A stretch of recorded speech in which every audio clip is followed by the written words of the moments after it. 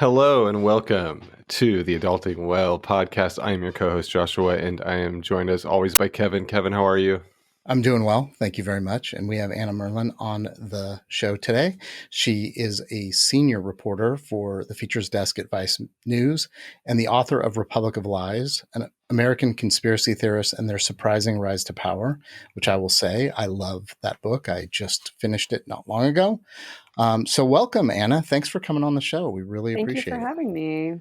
Yeah. So we were chatting before, you're in New York right now. Mm-hmm. So maybe just give us a little background where you are from and grew up, and then we can talk about how you got into writing about the amazingly interesting topics that you write about. Right. So I am from Santa Fe, New Mexico. That's where I was born and raised. And there's a lot of, alternative belief systems in Santa Fe. And we used to go to the flea market on the weekends. The flea market used to be pretty esoteric also. And there was a lady who sold silver jewelry there, and she wore a T-shirt with a big skull and crossbones, and it said FDA, are they really looking after our health? And I was like, what is that? I want to understand what's going on with that lady, because I can tell that that's not like whatever my parents are into. I want to know what's going on. And so I basically spent, the last 25 years trying to understand what was going on with that lady, fundamentally. Do you feel like you have a good understanding now of Yes. that lady? I definitely understand that lady really well, not in her specifics and particulars, but broadly, I understand where that lady's coming from. So I'm done. I can go home now. It's fine. I can just do something else. Thanks for listening, everybody. Yeah, Career over, bye. show over. We did it. You've come to the full understanding of how conspiracy theorists work. That'd be nice. So talking about which, it's really interesting because, I have some experience in sort of cult-like behavior, being sober a really long time, which I'm not going to take apart any groups or anything on the show. That's not what we're here to do. But, there's definitely people within the recovery community that are very strict about certain things. And it can feel a little weird at times, So how did you so you were interested in this woman, which that shirt sounds amazing, by the way. So how did you sort of get that as a career path though? Because I think that's usually the interesting origin story. What kind of kid were you? Were you a good student? Were you an arty person? Were you lonely? I was a bookish kid. I was sort of an indoor kid, but I grew up in the Southwest, so I spent a lot of time, in our backyard foraging for fossils, the hill that real I grew fossils? up on. Yeah, the hill that I grew up on was the ocean floor, many thousands of years ago, and my parents were both historians, so I would go out back and find these shell fossils, and lizards, and I spent a lot of time riding my bike and being by myself. But I was also I have an older brother, and he's my favorite person on earth, and he got into the punk scene early. He was arty. He had a zine. He played Dungeons and Dragons. So he was kind of my entry into a lot of things. Your ambassador. Yeah, he was. And he was a very good and patient older sibling, still is. And so, allowed me to tag along. The first punk show I went to, I was 12 and he was 16 and was like, yeah, sure, I'll drive you to the punk show, which not every older brother would do. So, I would say that's the best. It was really great. He's a really, really great dude. He's in New Orleans tonight, and it looks like the hurricane that was expected to make landfall did, but he's good. So, he's on my mind tonight. He's safe. But yeah, so I was somebody who was very deeply in realms of imagination and creativity and music stuff and whatever. And so when I finished college and I started working at a record store, and I didn't really know what I wanted to do. I finished college really fast because it was really expensive. So I was young and I was I really don't know what to do. So I started what's called stringing for an alt weekly, which is an alternative weekly newspaper, the Village Voice. I was stringing for an alt weekly in Santa Cruz, California. Yeah. And so I was writing about art, and I wasn't very good at writing about art. That's not my thing. And then I got assigned to do a news story, and I was like, oh, I love this. I don't know what I'm doing. So I ultimately went to graduate school and started writing for alt weekly. Do you know what it is about it that you liked about it? Do you know what it was that drew you to it from that first experience?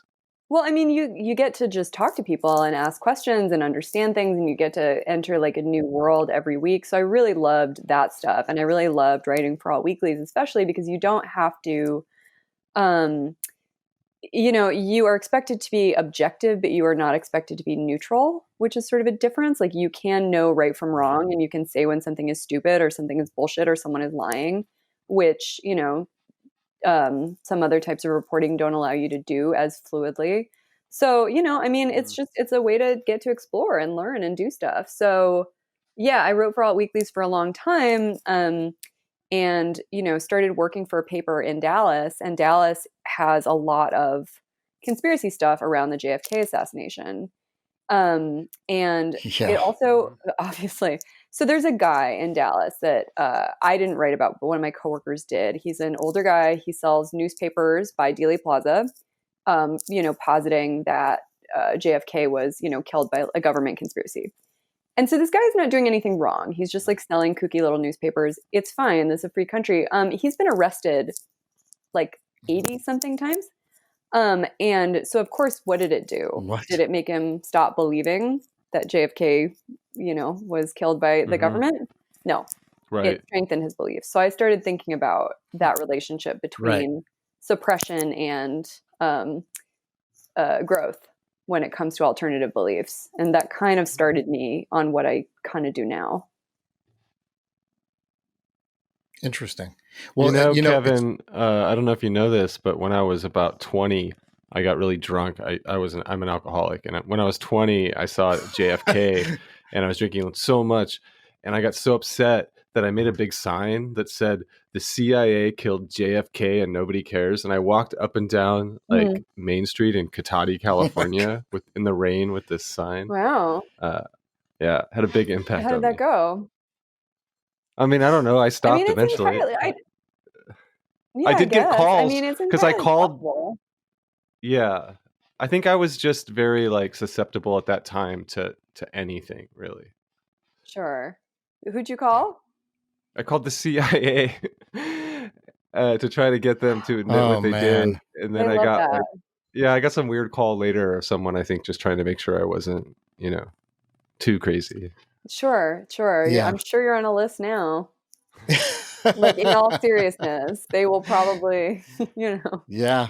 I mean, it's funny because when I was touring with one of my hardcore bands, we played in Dallas, and I made the rest of the band go by Dealey Plaza just to see it, and there's sort of this like mythical, conspiracy around JFK because he was a president, he was so beloved, or at least that's the story, and I think more beloved after his death in many ways. But, it's so interesting because having, like I mentioned, being in, kind of recovery communities, and my ex-wife was a yoga instructor. And so I have a lot of wellness community friends as well. Sure. And we talked about this briefly over email, but it's really interesting to me to see the susceptibility to conspiracies in those worlds, and I think some of the stuff that you've been writing about more recently around, like the anti-vaxxers getting ahead of the vaccine, and then the Q people not really doing,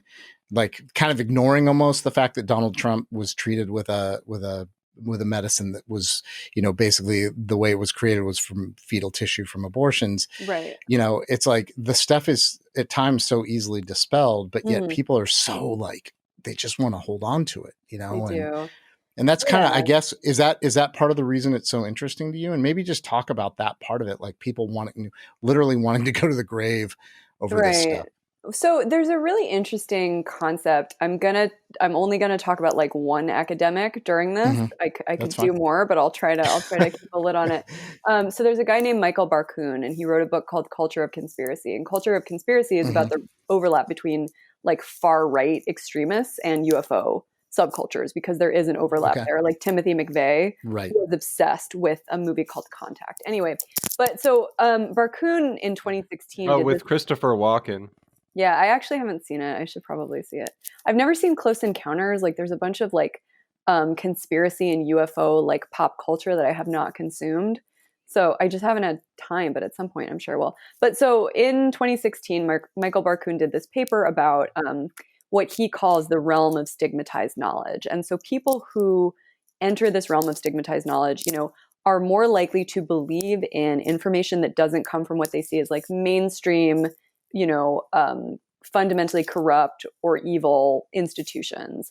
And so once you are in that realm, or the deep end of the pool, as I call it, you are more likely to believe in other forms of stigmatized knowledge. So once you get into the sort of New Age world, which has a ton of emphasis on alternative healing, there's a not very subtle seam in that world that says that maybe cures for serious diseases are being suppressed by the government, which is a somewhat common belief in that world. That there's a cure for cancer that we don't know about. And it's you have to shove vitamin C up your ass or whatever. I don't know what they think exactly. But, so once you start engaging in partaking in stigmatized knowledge, the door is open a little bit more. And so in and of itself, the idea that the New Age or wellness worlds are full of conspiracy stuff is it's been that way for a long time.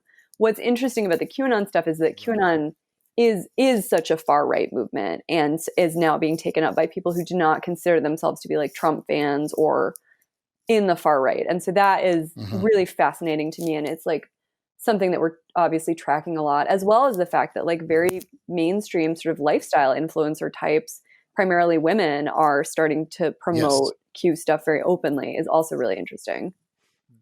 That's the thing I'm most is kind of both concerning to me and also I find really, really interesting. Almost and it makes sense exactly what you're saying now that you've said it out loud. I'm oh yeah, that totally, that jives with what I'm seeing. But also this idea that really the ultimate goal is this sort of Trumpian, version of the United States. I'm starting to see these same people start to disparage Biden specifically and go with some of the new stuff that's out around the Biden family, but also start to push sort of these well, Trump isn't that bad. And it's sort of this, the goal, if the goal is to get more Trump supporters, way to go Q, because it's starting to happen on people that were supposedly left, previously. Yeah, it's interesting, isn't it? So I have a couple of theories about what's going on. One is just that if you were talking about the fact that there's secret hidden evil and a lot of sort of violence in the world, and we all need to wake up to it, that on its face, before you start talking about, Trump fighting the cabal, that on its face is pretty reasonable. The idea that there is a lot of corruption and evil in the world and we need to wake up. Totally. But the other thing, and this is not to be super cynical, but you can kind of, if you are say an influencer or a yoga teacher or somebody where there's a lot of you in the world, there's a lot of folks like you can kind of grow your market share by doing something a little bit counterintuitive, or doing something a little edgy, taking some risks. So that there's a school of thought that some of that is what's going on. But I don't think it's just opportunistic, that. is what you're saying. I don't know. I mean, no, I think there's just so. Go ahead.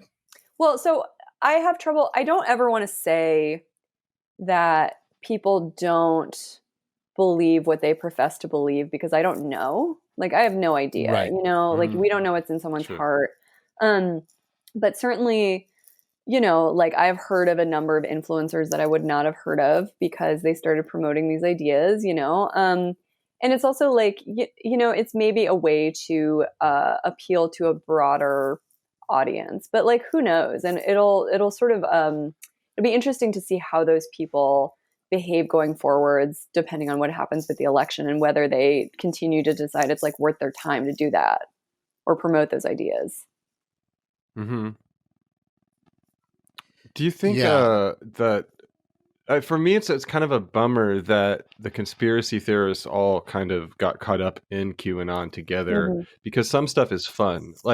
I used to get into UFO conspiracies and I used to get into all this stuff that's kind of fun. And then, Joe Rogan comes around and he's interviewing all these people into conspiracy theories, and I listen to Art Bell at night and it's fun.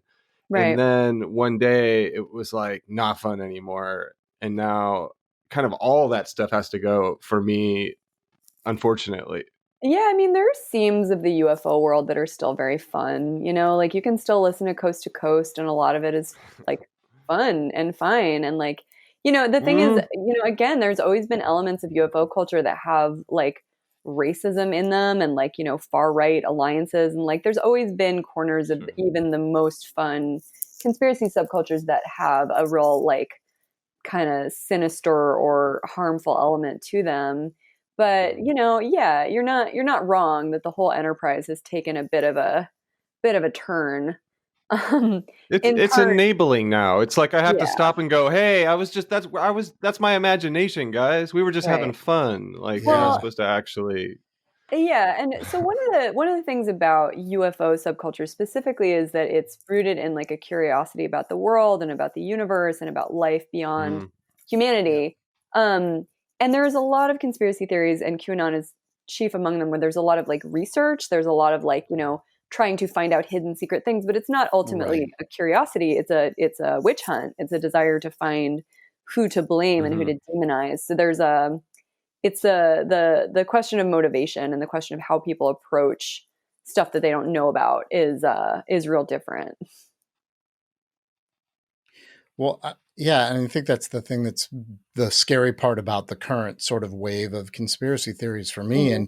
And when I sort of circle back to that same community, when I see these like and just to put it bluntly, like thin white women that are like, like, well, we might have to have an armed revolution. And Right. being someone that actually like lived on the street, has been incarcerated, has seen extreme violence in my Right. life, and who I completely like shy away from any of that at this point because I just find it to be so utterly traumatizing and disturbing. Mm. I don't even think they have any idea what they're talking about, because when you're Yeah. facing like that level of violence and trauma, and it's a whole different world, and it's like personally I've probably spent a fortune on therapy to try to like get it out of my head, Right. and I just find Yeah. it like kind of frightening that these are the kind of the directions they're going. So when Joshua says like, yeah, it's kind of fun when you're looking at UFOs, hell yeah, I'm a science fiction fan. I love Mm. Star Wars and Star Trek, and those were the things from early on that were like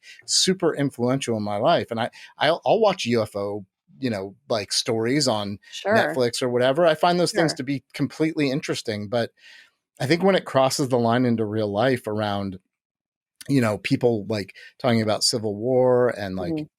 like sometimes things they don't really fully understand, that's where I find it scary. And it's Yeah. almost like willful ignorance at times, I and mean, it's like, it's yeah, and it's cosplay, and it's also yeah, like the logic of internet rhetoric, which is that everything is always like a little bit heightened, and that's kind of that's how you win, or that's how you keep your audience is like, always finding a way to ratchet it up a little bit. But yeah, it is really frightening. I wrote for Jezebel for several years, and wrote a lot about the yeah, anti-abortion movement, and some of the rhetoric of QAnon is sort of very similar to what happened in the anti-abortion movement in the late 80s and early 90s, where there was sort of a mainstream element that was saying, like it was Bill O'Reilly going on Fox News every night and being like, these abortion doctors, somebody has to do something about them. Like, let me mention this specific person's name over and over and over. And then somebody from the fringe hmm did what Bill O'Reilly was suggesting and killed him. And so, again, like it's one thing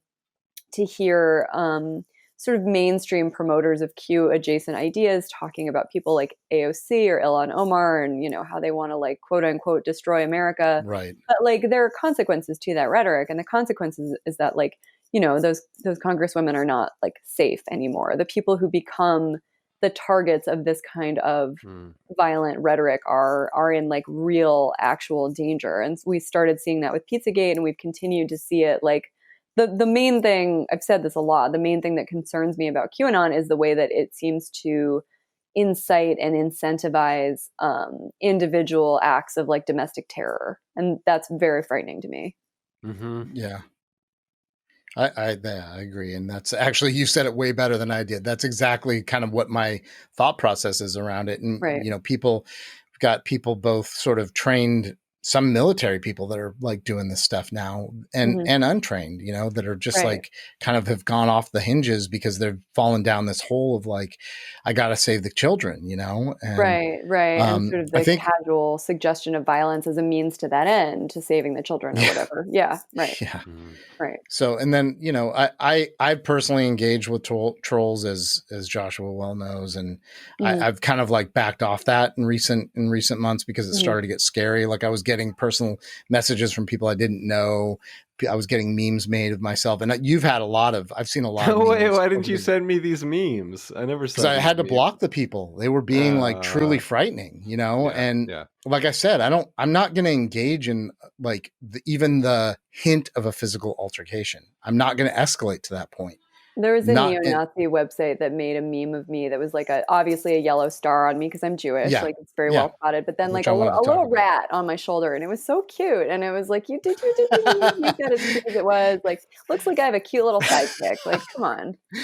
But well, and they need to know their reference material too. I mean, you've got kind of you've got a definitely at least a reputation as like the goth writer, right? So like writing about occult stuff too. It's like put a rat on my shoulder, like I'm all in. Do I? You know, I guess I've seen some references. I've seen some references.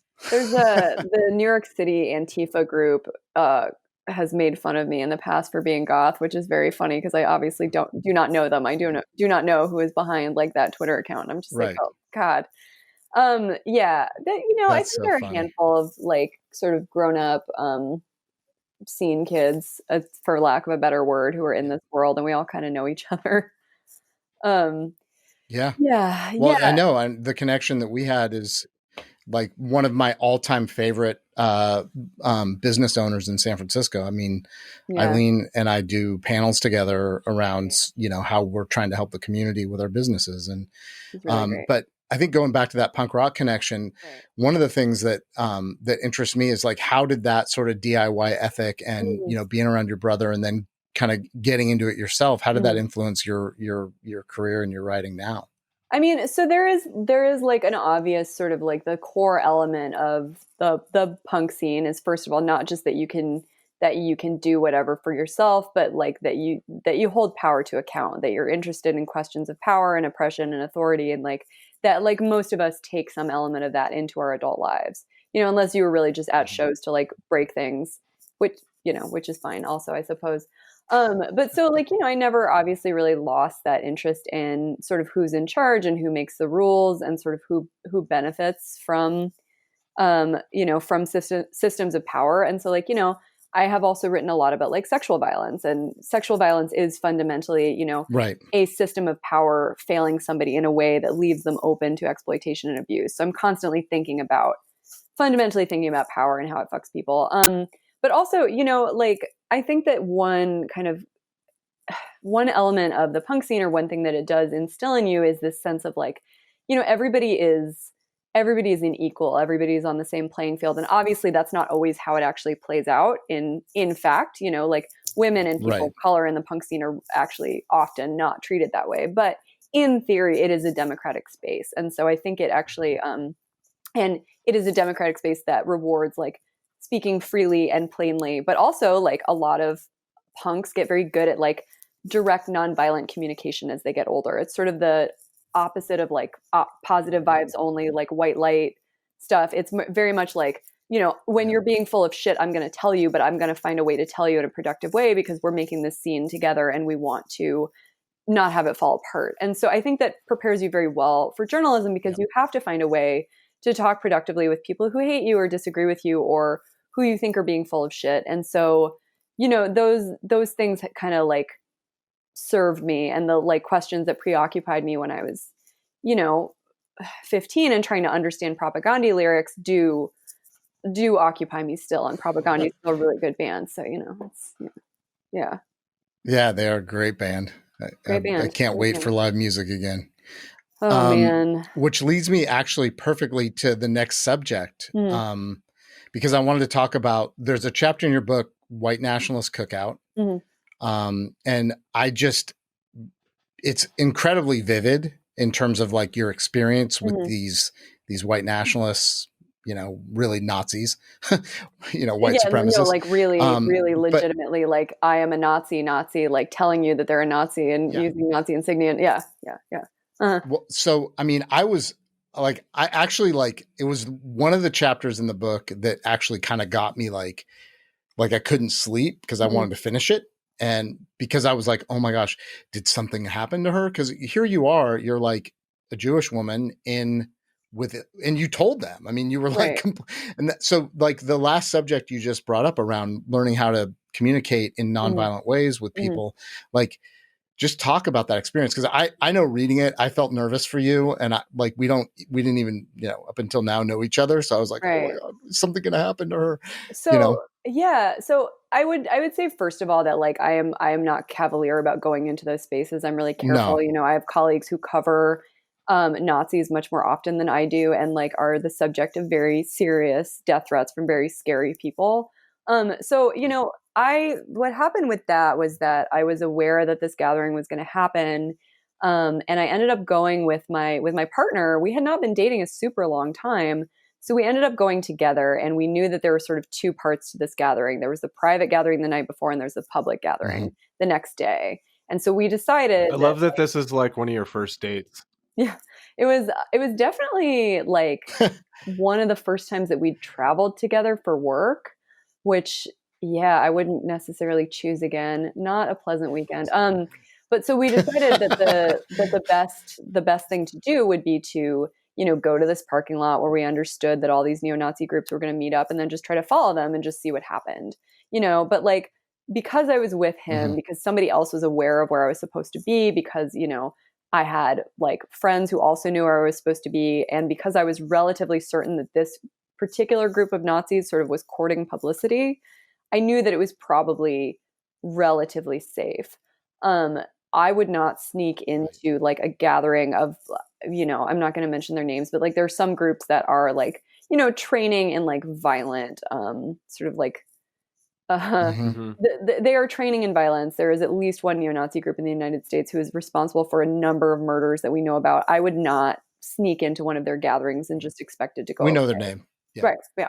So, we showed up at this thing, and it actually became obvious as soon as we showed up that the issue was not necessarily going to be being unwelcome there. It was going to be giving them a type of publicity that they would want or that would make them happy.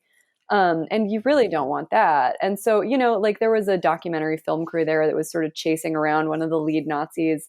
And at one point I was eavesdropping on one of the filmmakers interviewing this Nazi. And he was saying, well, you know that the Holocaust wasn't real, right? And she's kind of like, oh, interesting. Yeah, I hadn't heard that. It's like, come on. Like, the Holocaust happened. I know the Holocaust happened. Like, you don't get anywhere by not challenging that assertion.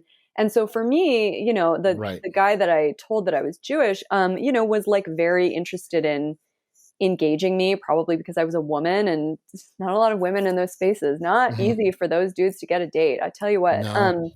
And so, it's like he clearly felt a sense of identification as with it me. should be. Right. Yeah. There's not a lot of ladies, though there are some, and they're just as bad. But, like he was thinking that we were making a connection. And so, of course, it's very useful for me to be like, okay, well, like now is a good time to mention, that I'm Jewish and see what happens. And it was interesting. Those guys just it doesn't occur to them that there are Jews like among them. They spend so much time thinking about the Jews as like an abstract proposition. And then when they're confronted with one, they really have a hard time with it. Yeah. Because I'm not sporting scale. Well, and I mean, if they're that like, there's sort of that level of Nazi where they're not out training and actually killing people. There's a little bit of at least like, they're probably a little bit like nervous in general. Like there's not quite the, like sociopathic, psychopathic level. It's, they're, and I'm not going to give anybody any ground on being a Nazi, believe me, but it's just not the level of the other groups that you mentioned. And, I don't like to say their names mostly because I don't want to get into anything at that level. And because I don't think they deserve a forum at all. I a mean, platform on any level. yeah, and so the thing that I had to kind of reckon with is like, so this particular group of people was trying to form, an alliance of neo-Nazi and far-right groups, Right. and they wanted to become more politically viable, and they had all these like hopes and dreams about that. And were really doing their best sort of like impressions of like normal, reasonable men. And then of course the next time they were all in the same place was Charlottesville, and one of their number ran over and murdered Heather Heyer. And so it's like even the sort of most Mhm. like laughable or ineffectual or whatever seeming of these guys has the potential for like, extraordinary interpersonal violence. And Matthew Heimbach, who was one of the lead organizers of this rally, was later pretty much like drummed out of the Mhm. movement because he was having an affair with his um father-in-law's wife or something. Yeah, like something like that. But anyway, when his Right. wife found Yeah. out, like he squeezed her cheeks until they bled. Like these guys are very often perpetrating like violence against women in their lives. Yeah. And so, it's sort of like, Well, and yeah. yeah, I mean, I think that's one of the other things that's interesting is they also can't get along with each other because they all want to be Yeah. the top dog, Right. and it's complete and beyond the utter ignorance of their stances and the Right. fact that they're just basically like an excuse for hate, no matter how they try to frame it. It's you've got a bunch of guys that are trying to be tough guys, and so Yeah, the fact that they victimize women isn't shocking at all to me, right. and it's equally as disturbing as there any other platform that they're involved with, and it's just Yeah, like but as you say, like they do not excel at like building together. no, You know what I mean? They're not people who like tend to be able to get a lot done. They all want to be in charge. And so it is like one of the sort of saving graces that they were like way too dysfunctional as individuals to ever actually like right, build something that lasts. But that doesn't, again, make their capacity for individual violence any less, any less. Yeah. Yeah. Man, I Mm. just like I said that chapter had me unnerved a little bit until I got to the end of it. I was like, all right. I mean, I think Joshua's mentioned. mhm. Go ahead. Well, I was just going to say that, the funny thing Okay. about that is we left that rally and I was not in a great mood, obviously. And, I was like, we're Yeah. going to go to Dairy Queen. We're going to go swimming because we're in Eastern Kentucky, which is beautiful, beautiful place. And I was like, we're Totally. going to have like a couple Amazing. nice hours in this like beautiful place where like none of these Nazis were from fucking Kentucky. They were all from Indiana and Detroit. They had all come from elsewhere. So like, I had a nice day after. It's funny. We interviewed AC Thompson our first season, Mm-hmm. and he won't even talk about the threats he gets. Actually, he's like, I can't. He goes, it's basically, and I talked to him privately about it a little bit, and I mean, it's for obvious reasons. I mean, he doesn't even want to acknowledge or let them even have any, because they listen to everything he does. Right. It doesn't matter what it is. Right. And he doesn't want to give them any ground, so, and it's which just makes not sense. productive. Like if you're like re-airing the shit that they say to you, like that's what they want, and it's just, it's not super effective. There's no real reason to talk about it, but yeah, I'm sure he gets it pretty bad.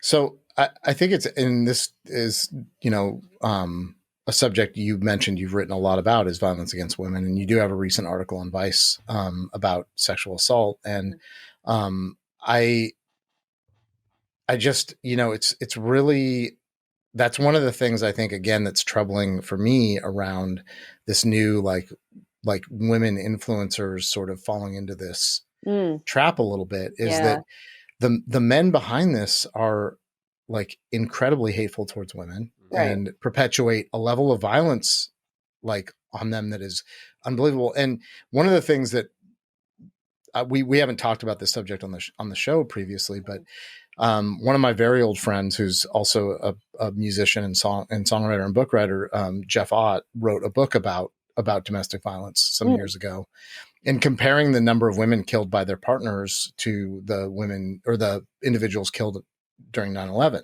Wow. And by terrorists on U.S. soil. And it, like the discrepancy between those two numbers is crazy. I mean, it is. and it's still sort of underreported topic, even with the Me Too movement. Like Yeah. domestic violence is a catastrophic problem in the US.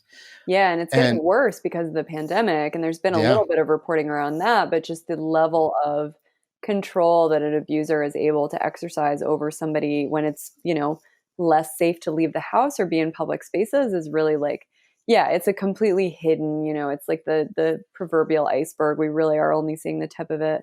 So yeah, again, like to see, you know, women who promote themselves as like powerful, independent women influencers, like promoting ultimately the viewpoints of like a pretty deeply sort of misogynist corner of the world is very ironic. Yeah. I don't know how it hasn't been effective to really point it out either, which is the strangest part to me. Like, Yeah. I've had private kind of chats with some of the women, you know, and especially ones that are promoting this like idea around, you know, saving the children, saving the children. And From I'm the like, pedophile ring or whatever. Yeah. yeah. And I'm like, do you realize, like, I will ask them flat out, do you realize that many of these ideas have deep roots in anti-Semitism and Right. extreme violence towards women? Like, are you even like aware of the roots of these like lizard people stories? And, No. you know, and they're not, and they don't really seem to like click into it, which is just utterly mind blowing to me. I mean, the way that QAnon sort of hooked into the Save the Children movement is really like, it's really sort of frightening because it's like a perfect example of the way that like a seemingly sort of reasonable idea becomes like an entryway into something else. You know, like there were a bunch of like elected officials who got snared into attending Save the Children rallies that were, you know, sort of QAnon oriented because they were like, oh, I love saving the children. Like that's an incredibly like, the idea of protecting children from violence is such an obvious, like, of course we all support it. There is nothing worse than hurting a child. And so it's given these folks like a starting point that a lot of people can agree with.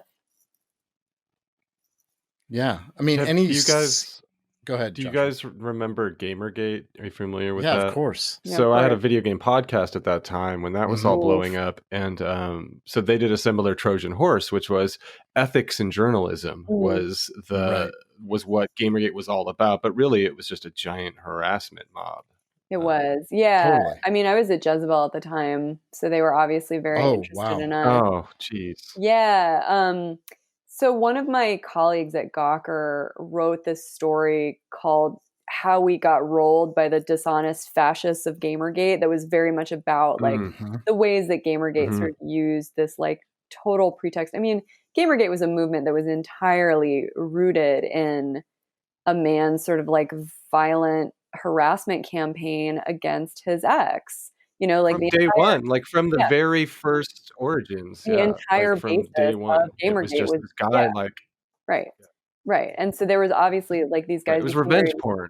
It was, and these guys became very fixated on a couple of like individual, you know, game developers and game writers who were women, but it also just very broadly, you know, it became super obvious kind of what they were doing. And there was also something that sort of started coming up during Gamergate where people engaging in it would then be like, you know, oh, I was just doing a parody of Gamergate personalities. I wasn't really harassing women. Like there was like a comedy group who had like a guy who was doing like a Gamergate bit, but as part of the bit, he was like threatening one of the primary targets of Gamergate and like saying that he was going to come to her house and like all this stuff. And it's like, no, my guy, you're just harassing her.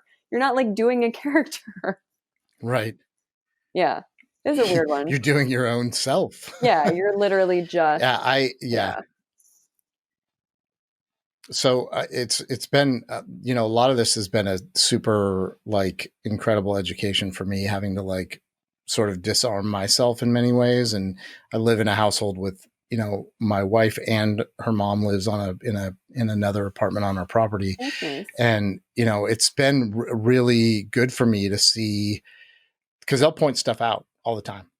Like even just little things, and not in a way that's like scolding at all. Just like, hey, just wanted to bring attention to this, you know? Yeah. And, but now I notice it in other aspects of kind of things online. And then I started thinking about the hardcore scene and what you mentioned earlier around the punk scene.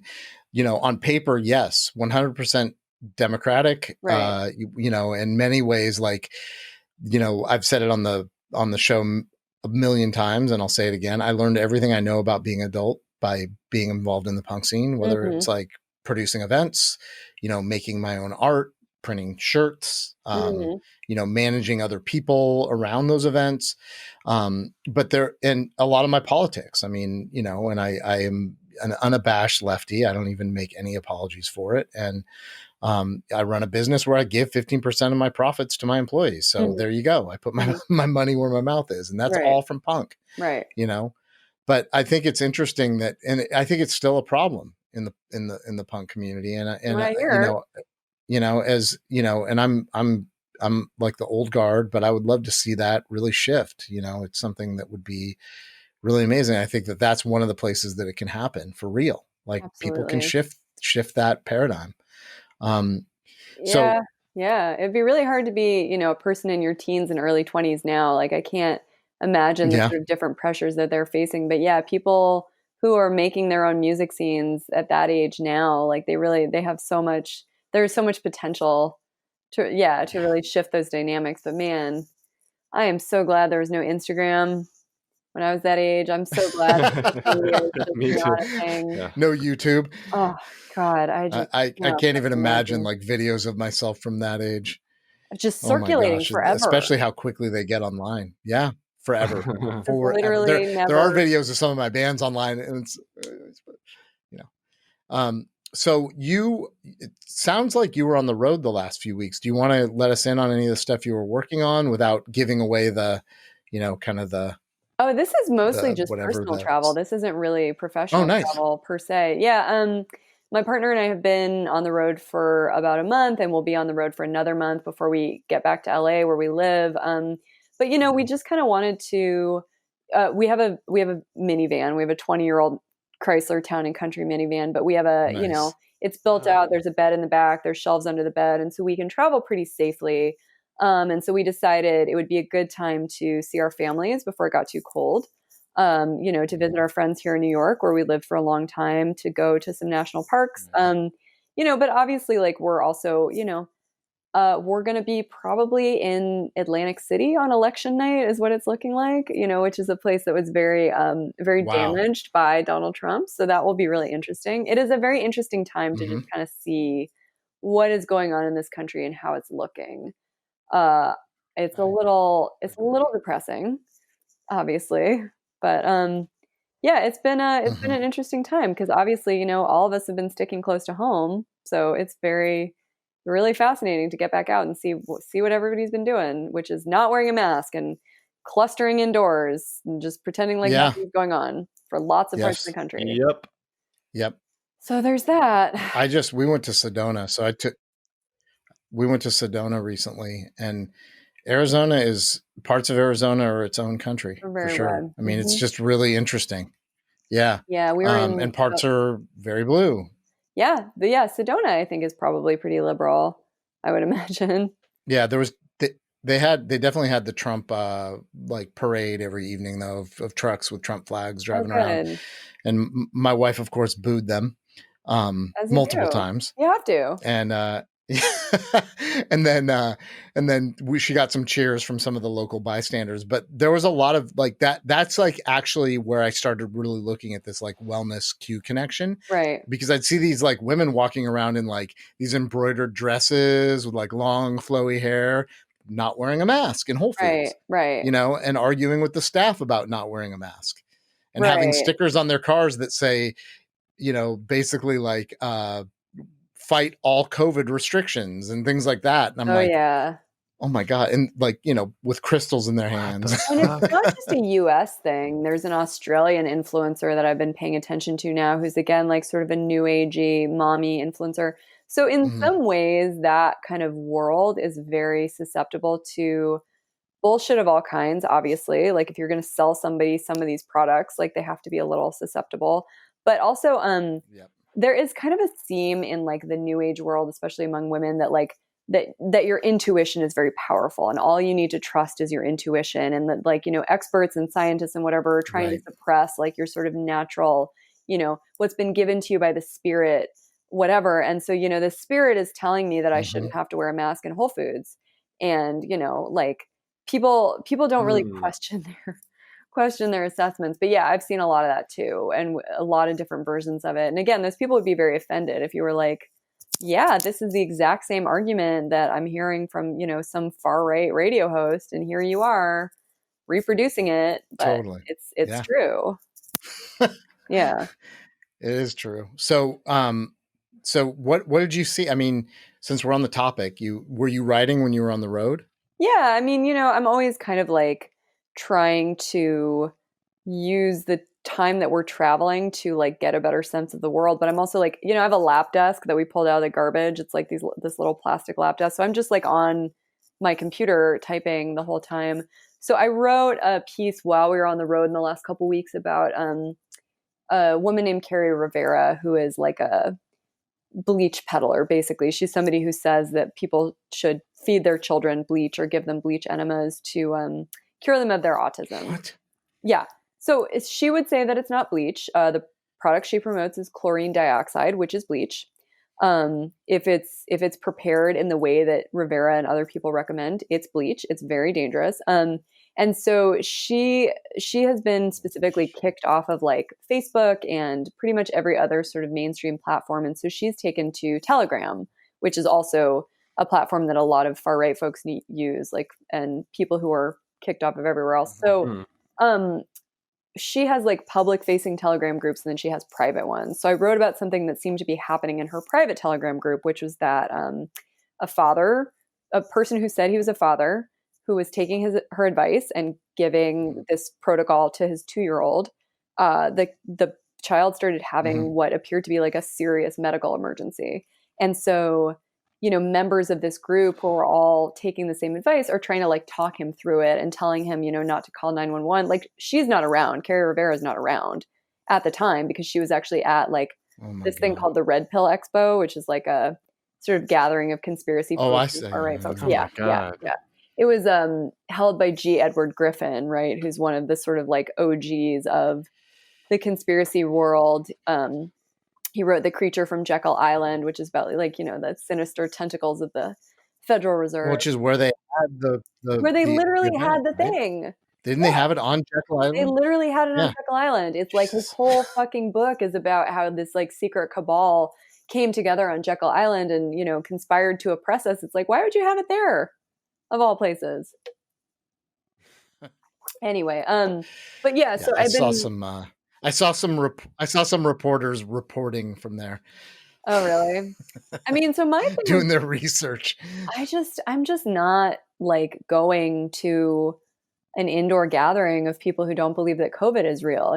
Like, I can do my work on those folks in other ways, Right. but like, I know what they have to say a lot of the time. I've sat in the hotel ballroom with them before. So like, if somebody is like just young and just starting out and is like, should I go cover the event during COVID that's unsafe? It's like, no, you shouldn't. Like, that's not a good decision. Like, to put yourself at risk of bodily harm.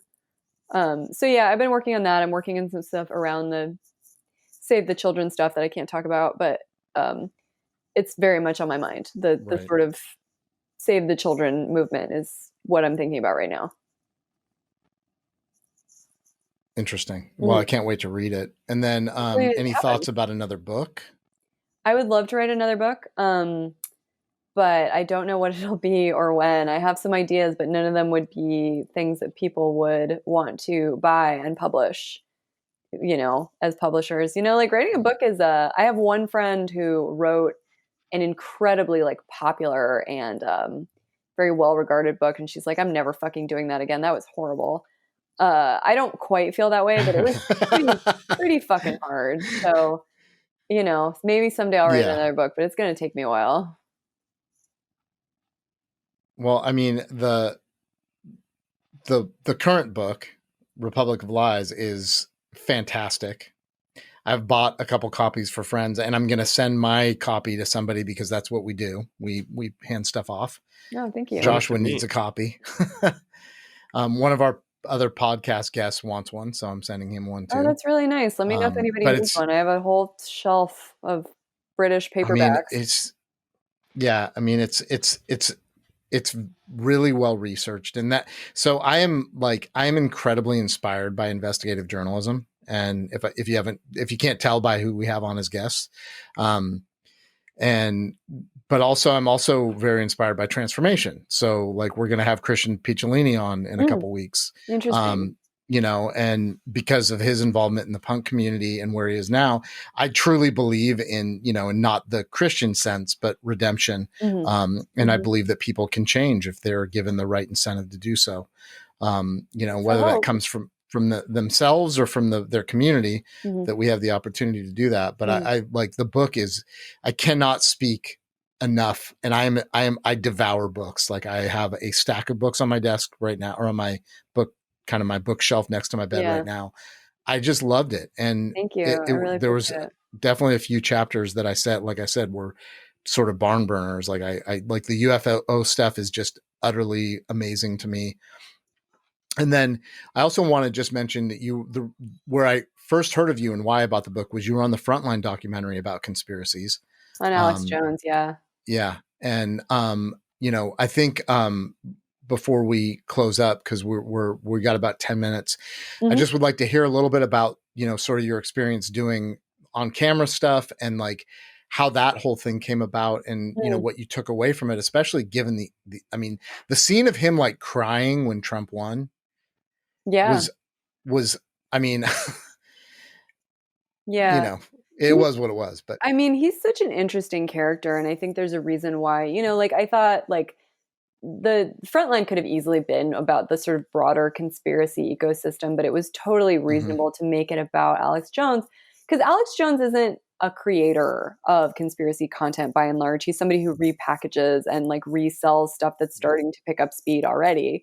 He's said as much when he's asked to give a deposition in the many lawsuits that he's currently facing. He says like, we get our stuff from like 4chan and like Reddit.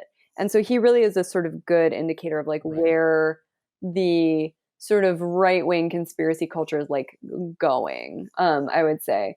He is also, like the idea of deplatforming harmful folks is very controversial, especially like as Americans, we believe so deeply in free speech and free expression, but he's also proof that it works. So, and I say that because he recently, like right after my book came out, his lawyer gave him a copy of my book for some reason. I don't know why. He did not like it. He did not enjoy it. And so he did like a 30-minute, he did like a 30-minute segment about like me with like a big photo of me, like looking my worst, and like, about how I'm like a witch and I want to kill America. And I didn't notice that he had done that because he has been so effectively deplatformed that like I just, his audience has to hunt really hard to find him. And so like usually if somebody did that and was talking about me that way, who had the reach that he used to have, like I would have a really bad couple days, and I didn't. I got some weird emails and eventually I figured out why. But so, he is also he's such an interesting sort of like place where these different forms of conspiracy and sort of far right culture meet. He has a very like radically regressive view of the world. He's talked about, feminism as being like a tool of the Illuminati. But interestingly, like he seems real surprised that I shouldn't laugh at this stuff, but it's funny. It's like silly, but he seems very surprised that people are mad at him about the Sandy Hook stuff. I think, and like he must be thinking like, I say so much ridiculous shit, like you're picking that one, but like so the thing about the Sandy Hook trutherism is that he chose to go after parents who are private citizens, and to say the worst thing that you could possibly say to anybody, which is your child who died violently wasn't real, or this didn't really happen. And I think he's been really surprised at how much trouble being a Sandy Hook truther has caused him, because he is very much staying away from that stuff, even in his desire to talk about how every mass casualty event is a false flag. He's not quite propagating the Sandy Hook stuff the way that he used to. So I'm very curious how he's going to evolve over the next few years and how he's going to make his money, because he's losing a lot of money. Yeah. and is clearly in some dire financial straits. And so I'm very curious to see what happens there. Well, I think the fact that he actually tied himself to somebody that was elected really did some damage to his credibility among the, some of the conspiracy theorists as well, because there's still a fair amount of people out there. His original base would not have trusted anyone elected to president, Right. regardless if they thought it was their guy, know? Right. And I think, there was times where I used to listen to a show long before all the Trump stuff, just to kind of see because it wasn't as available. You had to dig for it. Right. Just to see what people were kind of like into right now. The Sandy Hook stuff is utterly heartbreaking to me. It's disgusting. I can barely even think about it without and I'm starting to feel a little choked up now, having kids, being around children most of my adult life. Right. I just can't even wrap my head around the heartbreak of those parents. And then when you have somebody being such a dipshit, and total psychopath about the fact that your kids weren't real. I mean, it's like I've listened to the This American Life with some of the parents, and I just it's one of the few things that will actually get my blood boiling to the point of I wouldn't mind seeing that person not on this earth anymore. Right. And it's hard to imagine being that cruel. It's hard to imagine, talking the way that some even Jones, but some of the further afield conspiracy theorists too, the way that they talk to these parents. And it's such a profoundly cruel and unfair thing that not only do we have just this insane gun violence in this country, but then, people who lose loved ones have to be re-traumatized by people telling them that their loved ones weren't real. It's unthinkable. And if there's anything that should sort of motivate us to want to talk about how we take the power away from bad and harmful ideas, it should be that. It should be things like Sandy Hook trutherism and Holocaust denial, things that do just incredible amounts of damage. Yep. So yeah, I would say that those were the hardest people for me to be around for the book. People who are very deep in Sandy Hook denial are it's a real dark place. It is not like any other corner of the conspiracy verse that I can think of. And it's really, it's not a place I'd want to go back to anytime soon. Yeah, I totally understand. I mean, it takes a lot of energy out of you to be around people that are so deeply embedded in such insane ideas that are so hurtful. I mean, Holocaust denial to me is on that level. When I hear people talking about it, my blood boils. I just cannot even, especially, I mean, having so many friends who have, that's where their lives started in the US, was their families came here to hide, to get away. Right. And, it's unbelievable that that's even a thing. I mean, it's again, it's an outgrowth of just historical ignorance and the things that it can lead to. Yeah. And deep-seated hatred. So, new articles coming up anytime soon on Vice? I hope so. Yeah. I'm putting all my energy into one specific one right now. So I hope that something comes to fruition. Excellent. But I have a fun idea at the back of my mind, and I keep being oh, I'm going to do this fun story soon. I just have to do this, this other fucked up thing, and then I'll do this fun story. And so every week, at the start of every week, I'm okay, it's time to do the fun story. And then it doesn't happen. But at some point, I'm going to do something that doesn't make me, want to crawl into the sun. Well, I appreciate hearing your backstory too. I just every one of us had at some point in our lives, your brother that kind of introduced us to punk and brought us along for the ride. And that's my perfect vision of the punk community, is that we reach back and we say, okay, come with me, 'cause it's really fun and you're going to really enjoy it. That's the goal. But also seeing the inspired work that you've done over the years in your journalism, and just being no matter whether I agree, because there was obviously some of the stuff in the book was I had to let go of some ideas around lefty, conspiracies too. And I recommend people read it for that reason. Russiagate and some of the other stuff that you got into it's important to dispel falsehoods, no matter what it is and no what matter political, where they come from. Yeah. And I just I so appreciate that. And it's so hard as like a, an old punk to want to let go of any, like, that we can be the same in the lefty community too, True. but it's true. Yeah. And so I just want to say thank you for the work that you do, and, just keep on keeping on. It's really awesome. Like, Thank you. Thank you so much for reading it and for caring and for taking the time. I really, really appreciate it. And we hope you enjoyed your time with us. I But did. for everybody, get this book. If you can't afford a copy, email me. I will get you one for sure. It's worth reading. Same. I have like anyone in the world, email Seriously. Kevin and he'll get you a copy. I do. That's what I do. And his email's on our website. So, yep. So, anything else you wanted to? Any predictions for the election? You want to even get into that, or you? So the main thing, obviously, that I think we should all be super aware of is that there's going to be tons of misinformation. There already is. Obviously, some of the stuff that's happening around like Hunter Biden's laptop, which is not something any of us are going to remember in a year. Like if you listen to this podcast a year from now, you're going to be like, what? What are you talking about? Just be really, really on guard, especially election night, for like misinformation, half reported stuff, even like relatively mainstream sort of media sources calling stuff too quickly. Just please take just an extra second before you hit share on anything, because it is going to be hopping out there. So just really, like, more than ever, just take a moment before you react to anything. I also do not think we are going to have results on election night. I think it's going to take a couple days minimum. And so like, remember, it's like a marathon. It's not a sprint. And just, save some of your energy, save some of your outrage for a little later.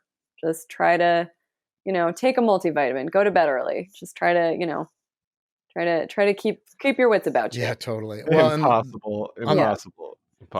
On the good news front, North Carolina and Pennsylvania are now going to have 9 days after election day to receive and count ballots. Thank God. Seriously. So thank you for those two, Supreme Court. Yes. Well, we appreciate it. Just quick, we're donating all our Patreon money to Hospitality House SF until the end of the year. And if you want to make a donation to them as well, please do. It's an amazing organization who support individuals that are suffering from mental health issues and addiction, get into things like art therapy, music therapy, and housing here in San Francisco. It's a very, very real grassroots organization. The current executive director is actually a former client, and I just adore them and many of my artist friends. And I believe Eileen, who owns Ritual Coffee out here, donate to them in different ways over the last few years. So that's where our money goes right now. And if you have, the means and the time, support independent journalism and people that are doing real investigative work. And it's not about right or left. It's about finding the truth. So thank you so much, Anna. Thank you guys so much for having me. Thank you. Thanks so much for coming on. And we'll see everyone after the election, because this is the last podcast before the election. So what an honor. Good luck. I just want to, I'm going to go ahead and just say oh, wow, that election was really cool. Everything turned out great. And America is really happy right now. Oh, God help us. All right. Thanks for listening, everybody.